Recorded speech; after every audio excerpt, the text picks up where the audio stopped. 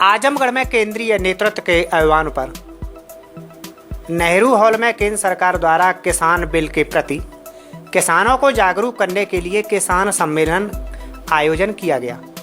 Media से बातचीत में राज्य मंत्री गिरीश चंद्र यादव ने कहा कि विपक्षी गण किसानों को भड़काकर आंदोलन करवा रहे हैं। भाजपा द्वारा पारित किसान बिल पूरी तरीके से किसानों के हित में है और किसानों को इससे लाभ पहुंचेगा।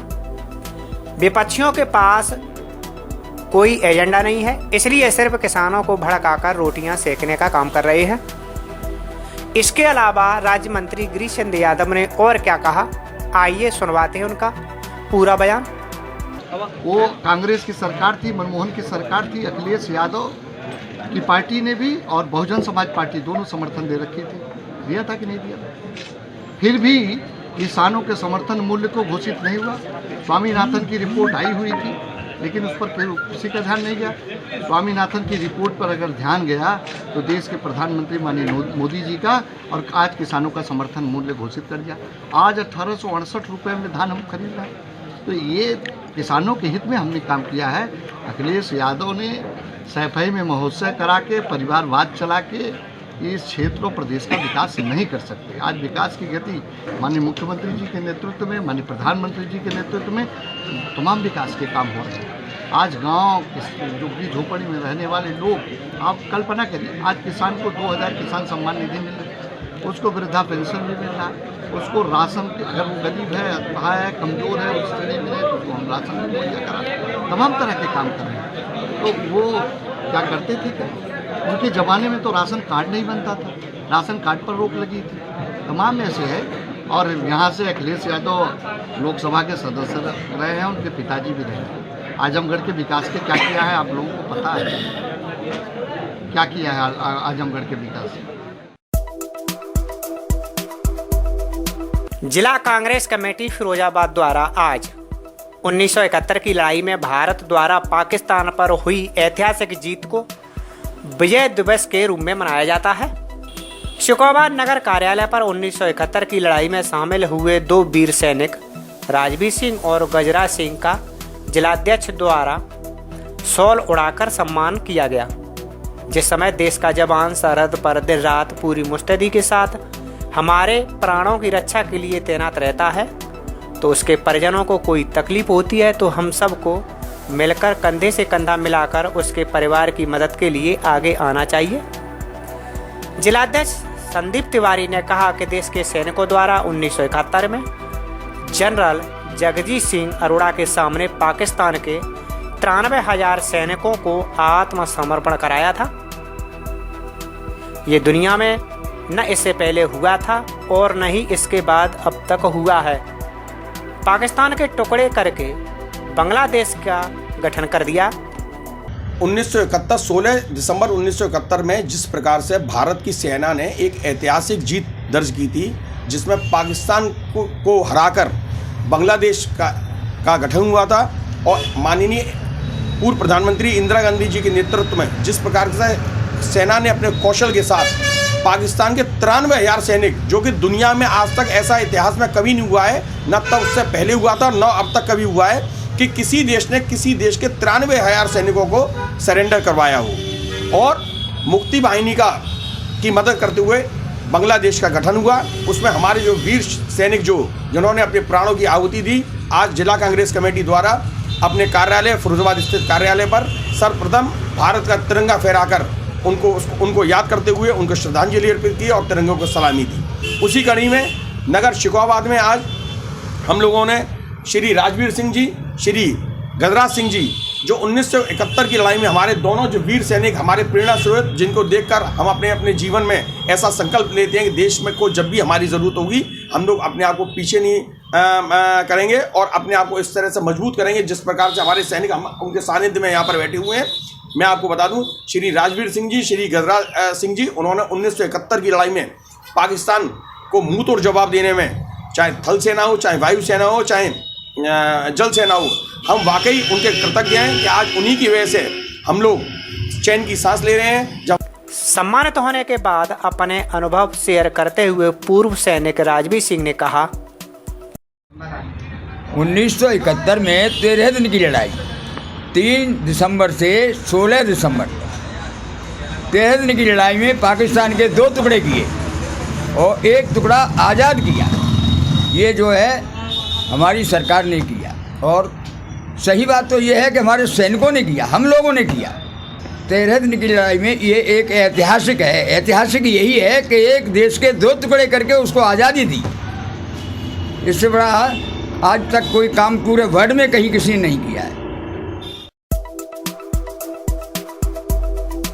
कोरोना की वजह से सब कुछ अस्त व्यस्त हो चुका है।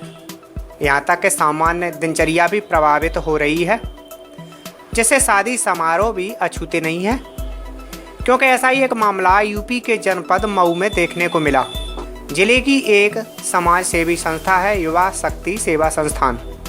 संस्था हर वर्ष क्षेत्र की गरीब कन्याओं की शादी अपने खर्च पर कराती है और इस वर्ष भी कराने वाली थी, लेकिन कोरोना महामारी के चलते ऐसा नहीं हो सका। लेकिन जिसके अंदर सेवा भाव होता है वह कोई ना कोई रास्ता निकाल ही लेता है, और हुआ भी ऐसा ही। हमारे सहयोगी राम प्रवेश भारती की रिपोर्ट है कि युवा शक्ति सेवा संस्थान द्वारा क्षेत्र की करीब 111 गरीब कन्याओं की शादी का लक्ष्य रखा गया था, जिसमें सभी के रजिस्ट्रेशन कराए गए। शादी में दिए जाने वाला दहेज का हर जरूरी सामान मंगाया गया, लेकिन जिलाधिकारी की अनुमति न होने के कारण इस प्रोग्राम में सिर्फ दुल्हन को ही बुलाया गया था। कार्यक्रम का आयोजन स्वतंत्रता संग्राम सेनानी महेंद्र स्नातकोत्तर महाविद्यालय में किया गया।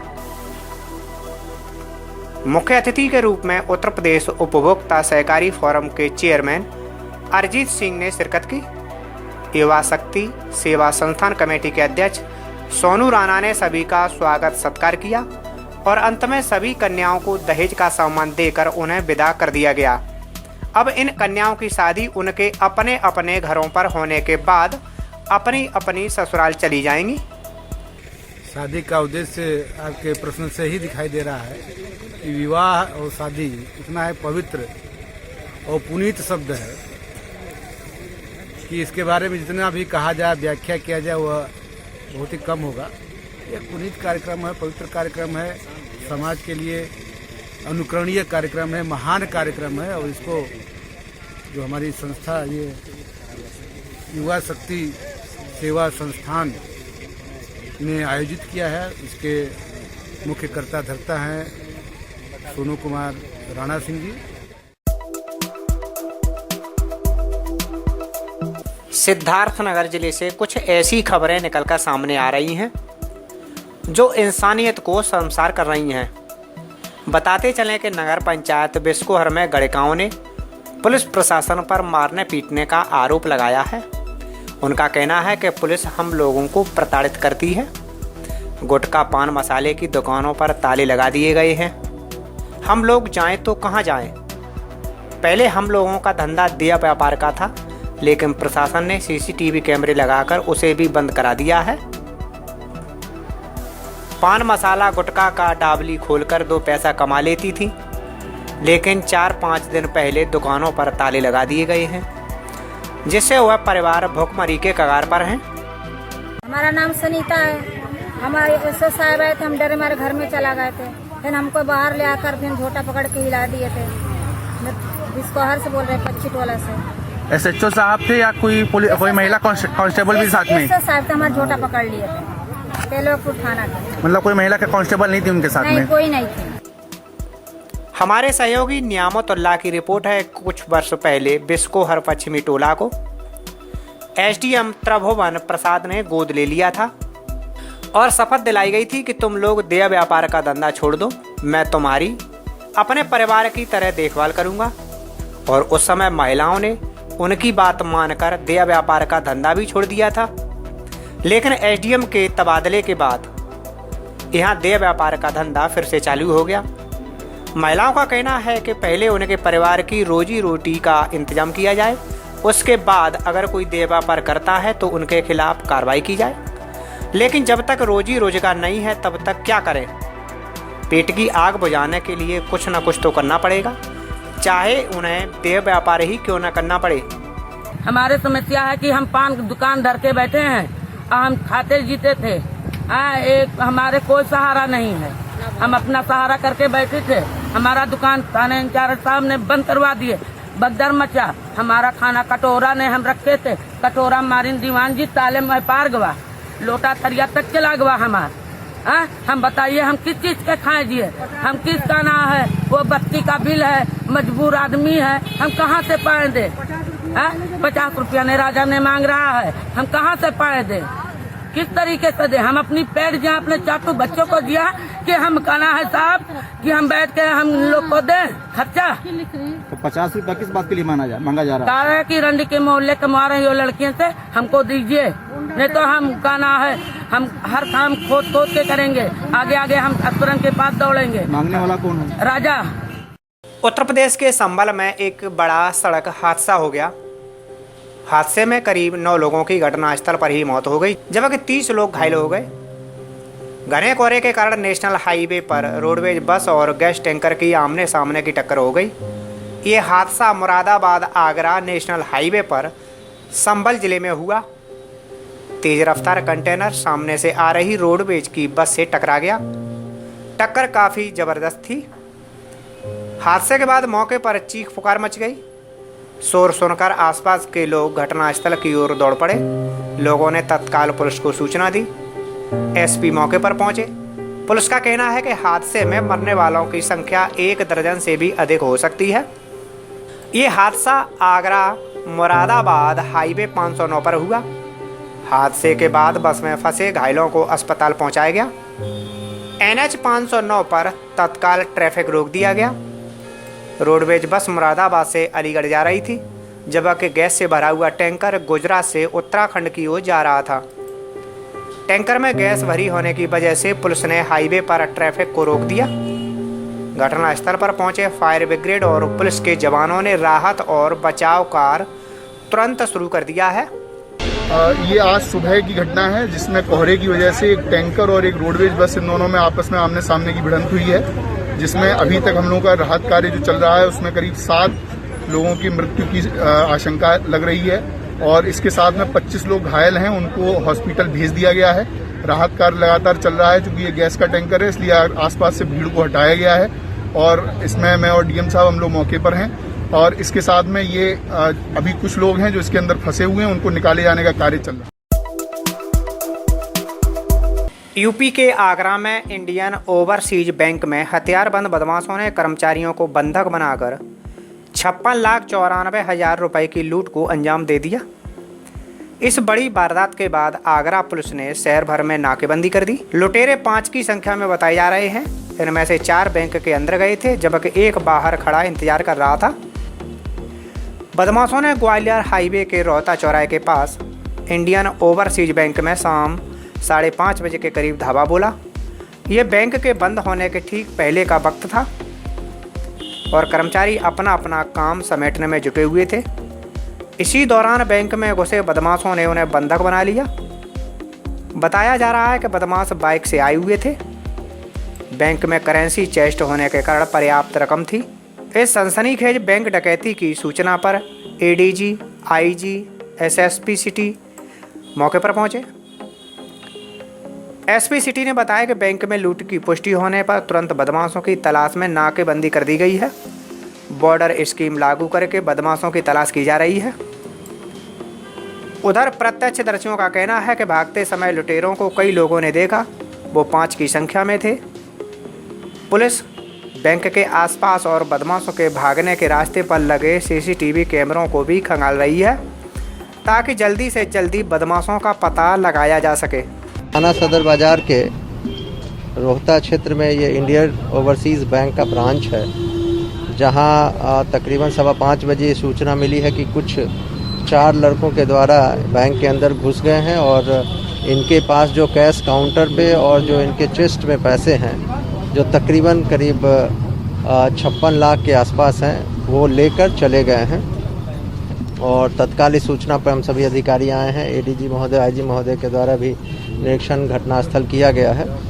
यहाँ आसपास जो CCTV है और अन्य चीज़ों को हम लोग देख रहे हैं। हमने तकरीबन जो है आसपास के 6 थाना प्रभारी समेत जो है कुल 10 टीमें बना दी हैं कुछ जो डिटेल बातचीत चारों स्टाफ से की गई है, जिसमें लड़कों के हुलिया और लड़कों के भाषा आदि के बारे में जानकारी की गई है, जिससे कुछ क्लू हमें निकल रहे हैं। अभी टीमें सबको कार्य वितरण करके लगा दिया गया है। मैं समझता हूँ फिर हम लोग हर एक 2 घंटे पे इसको रिव्यू करते रहेंगे और कुछ न कुछ सूचनाएं जो अभी मिली हैं उसको डेवलप करने का प्रयास कर रहे हैं। शीघ्र जो है इस घटना का अनावरण किया जाएगा।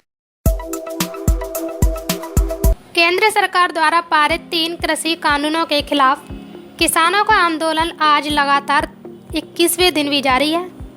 किसान राजधानी की कई सीमाओं पर धरना दे रहे हैं। इसके अलावा किसान एक बार फिर चिल्ला सीमा को अवरुद्ध करने की चेतावनी भी दे रहे हैं, जो पिछले कुछ दिनों ही खोला गया था। सिंधु सीमा पर मंगलवार को आयोजित एक संवाददाता सम्मेलन में किसान नेताओं ने बुधवार को दिल्ली और नोएडा को जोड़ने वाली चिल्ला सीमा को पूरी तरह से बंद करने की धमकी दी थी। इसके साथ ही नेताओं ने कहा कि इस आंदोलन के दौरान अपनी जान गंवाने वाले किसानों के लिए देश भर के गांवों में श्रद्धांजलि सभाएं होंगी। याद होगा कि हाल ही में बने नए कृषि कानूनों के खिलाफ प्रदर्शन करने वाले किसानों का रवैया अचानक बदल गया था। किसानों के एक समूह ने कहा था कि कृषि मंत्री नरेंद्र सिंह तोमर और रक्षा मंत्री राजनाथ सिंह के साथ उनकी बैठक के बाद आम नागरिकों के लिए चिल्ला सीमा को फिर से खोलने का निर्णय लिया गया, लेकिन अब किसानों ने चिल्ला सीमा को फिर से बंद करने की धमकी दी है। यह उन हजारों लोगों के लिए भारी समस्या पैदा करने की संभावना है जो दिल्ली से नोएडा जाते हैं। प्रधानमंत्री नरेंद्र मोदी ने आज गुजरात के कच्छ को दुनिया की सबसे बड़ी ऊर्जा परियोजना हाइब्रिड रिन्यूएबल सोलर प्रोजेक्ट की सौगात दी। प्रधानमंत्री ने रिन्यूएबल एनर्जी पार्क के अलावा मांडवी में डिसैलिनेशन प्लांट और अंजार में सरहद डेयरी के नए ऑटोमेटिक प्लांट का शिलान्यास भी किया। प्रधानमंत्री ने इस मौके पर कहा कि तीनों ही परियोजनाएं कच्छ के विकास यात्रा में नए आयाम लिखने वाली साबित होंगी। पीएम मोदी ने कच्छ में दुनिया के सबसे बड़े सोलर प्लांट का शिलान्यास किया। तालियों से हम सभी भी सहभागी बनेंगे। कच्छ जिले के विहगाकोट गांव के पास हाइब्रिड रिन्यूएबल सोलर प्रोजेक्ट देश का सबसे बड़ा नवीकरणीय ऊर्जा उत्पादन पार्क है। 72,600 हेक्टेयर से भी ज्यादा बड़े क्षेत्र में फैले इस सोलर पार्क में 30,000 मेगावाट नवीकरणीय ऊर्जा का उत्पादन होगा। इस मौके पर प्रधानमंत्री ने कहा, अब कच्छ में दुनिया का सबसे बड़ा हाइब्रिड एनर्जी पार्क बन रहा है। इस सोलर पार्क से 1 लाख से ज्यादा लोगों को रोजगार मिलेगा। प्रधानमंत्री ने सरहद डेयरी अंजार पूरी तरह से स्वचालित दूध प्रोसेसिंग और पैकिंग सिस्टम की आधारशिला भी रखी। इस संयंत्र की लागत 121 करोड़ रुपए होगी और इसमें प्रतिदिन 2 लाख लीटर दूध को प्रोसेस करने की क्षमता होगी। इसके अलावा प्रधानमंत्री ने कच्छ के मांडवी में डिसैलिनेशन प्लांट का भी उद्घाटन किया। समुद्री जल को पीने के पानी में बदलने की दिशा में ये एक महत्वपूर्ण कदम है। प्रधानमंत्री ने कहा कि ये plant Narmada grid, Sony network और अपशिष्ट जल शोधन बुनियादी ढांचे के पूरक के रूप में गुजरात में जल सुरक्षा की स्थिति को मजबूत बनाएगा, जो देश में टिकाऊ और सस्ते जल संसाधन संरक्षण की दिशा में मील का पत्थर साबित होगा। इस दौरान प्रधानमंत्री ने सफेद रण की यात्रा भी की और सांस्कृतिक कार्यक्रमों में शामिल हुए। साथियों, मैं जब कच्छ के विकास की बात करता हूं तो मन में बहुत सारी पुरानी सारी यादें, सारी तस्वीरें एक साथ आने लगती है। एक समय कहा जाता था कच्छ इतनी दूर है, विकास का नामो निशान नहीं है, कनेक्टिविटी नहीं है, बिजली, पानी, सड़क चुनौती का एक प्रकार से दूसरा नाम ही ये था। सरकार में भी ऐसा कहा जाता था कि अगर किसी को पनिशमेंट पोस्टिंग देना है तो कच्छ में भेज दो, और लोग भी कहते हैं मुझे तो काला पानी की सजा हो गई। आज स्थिति ऐसी है कि लोग सिफारिश करते हैं मुझे कुछ समय कच्छ में मौका मिल जाए काम करने का। कुछ लोग तो ये भी कहते थे कि इस क्षेत्र में विकास कभी हो ही नहीं सकता। ऐसे ही हालत में कच्छ में भूकंप की त्रासदी भी आई। जो भी बचा खुचा था भूकंप ने वो भी तबाह कर दिया था। लेकिन एक तरफ माता आशापुरा देवी और कोटेश्वर महादेव का आशीर्वाद, तो दूसरी तरफ कच्छ के मेरे खमीरवंत लोगों का हौसला, उनकी मेहनत, उनकी इच्छा शक्ति। सिर्फ कुछ ही वर्षों में इस इलाके के लोगों ने वो कर दिखाया जिसकी कोई कल्पना भी नहीं कर सकता था। कच्छ के लोगों ने निराशा को आशा में बदला। मैं समझता हूं यही तो माता आशापुरा देवी के आशीर्वाद है। यहां निराशा का नाम नहीं, आशा ही आशा होती है। भूकंप में उनके घर भूकंप ने भले उनके घर गिरा दिए थे, लेकिन इतना बड़ा भूकंप भी कच्छ के लोगों के मनोबल को नहीं गिरा पाया था। उद्योग संबंधी संसदीय स्थायी समिति के अध्यक्ष के केशव राव ने राज्यसभा के सभापति एम वेंकैया नायडू को अपनी रिपोर्ट सौंप दी है। आज के केशव राव ने सभापति एम वेंकैया नायडू से मुलाकात करके उद्योग से संबंधित 4 रिपोर्ट प्रस्तुत की। उद्योग संबंधी संसदीय स्थायी समिति के तहत भारी उद्योग और लोक उद्यम के साथ ही सूक्ष्म लघु और मध्यम उद्यम विभाग भी आते हैं। उपराष्ट्रपति एम वेंकैया नायडू ने आर्थिक विकास और पर्यावरण संरक्षण के बीच बेहतर संतुलन पर जोर दिया है। उन्होंने कहा कि अर्थव्यवस्था और पारिस्थितिकी को एक साथ आगे बढ़ाया जाना चाहिए। Green rating for integrated habitat assessment गृहा समिट में उपराष्ट्रपति ने हरित भवनों के बारे में जागरूकता पैदा करने के लिए जन जागरण अभियान चलाने का आह्वान किया। उन्होंने कहा कि भविष्य में बनने वाली प्रत्येक इमारत का निर्माण अनिवार्य रूप से हरित भवन तकनीकी पर आधारित होना चाहिए। गृहा भारत का एक राष्ट्रीय रेटिंग सिस्टम है और एक कुछ चुनिंदा मापदंडों के आधार पर बिल्डिंग्स को रेटिंग देती है। दुनिया विकास की दौड़ में लगातार आगे बढ़ रही है, लेकिन इस प्रक्रिया में बड़े स्तर पर हो रहे निर्माण कार्य प्रकृति और पर्यावरण को नुकसान भी पहुंचा रहे हैं।